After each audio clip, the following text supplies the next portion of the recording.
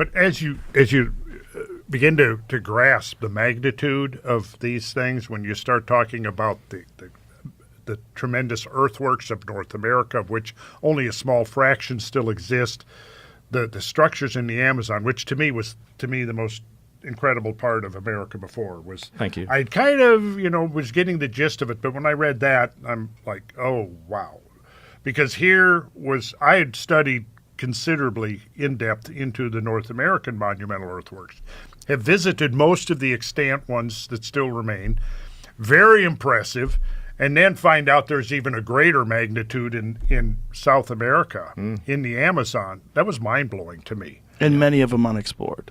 Most of them unexplored, just identified on LiDAR. Very few have been explored. And very little of the surface has been explored even by LiDAR. Absolutely. It's a tiny fraction, 2% maybe, maybe less than that. So when you look at the magnitude of these extraordinary building campaigns, that you got to go, why? There had to have been a motive.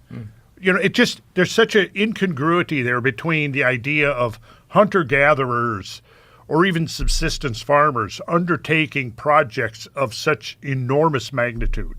To me, there's just a disparity there that there's a disconnect. The so-called mound builder culture of North America has been hugely underestimated and not given the priority it deserves. That's why we devoted one episode of this series to the mound builder sites in North America, to Serpent Mound, to Poverty Point in Louisiana. Fantastic site.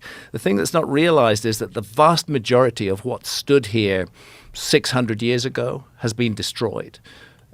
Turned into farmland, plowed under, just wiped away in that process of making us a species with amnesia. It happened very much in North America, but the few sites that are left speak of enormous sophistication, and the horizon keeps on going back and back and back. So Poverty Point in Louisiana, fantastic site, very large scale, enormous pyramidal structure there. But it is, and dated to about 2,700 years ago, but it's directly connected to another site, Watson Brake, which is just a mile to the south. It's lined up perfectly with Watson Brake. The two sites are anchored to one another. Watson Brake goes back 5,300 years ago. There are other sites that go back 8,000 years ago, and these are just the ones that have survived. I think that mound builder culture, as it's called in North America, goes back deep into the Ice Age as well. We're looking again at a mystery that we only have fragments of it to try and draw conclusions from. But those fragments speak to a majesty in the past of North America that has been largely ignored. And that part of the reason that it was ignored was that in the process of settling North America, it was felt useful to diminish the achievements of those whose lands were being taken over, to regard them as inferior in some way rather than superior.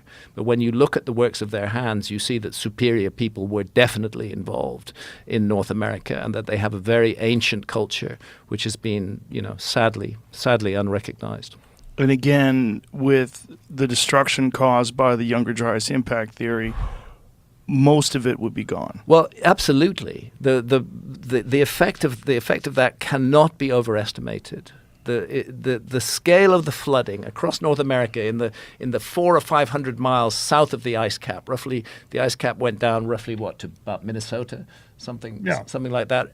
Everything south of that was just torn to shreds by the Younger Dryas Cataclysm. Absolutely wrecked. Anything that was there that would speak to our past was destroyed by nature, completely destroyed before other human beings came along and destroyed it further.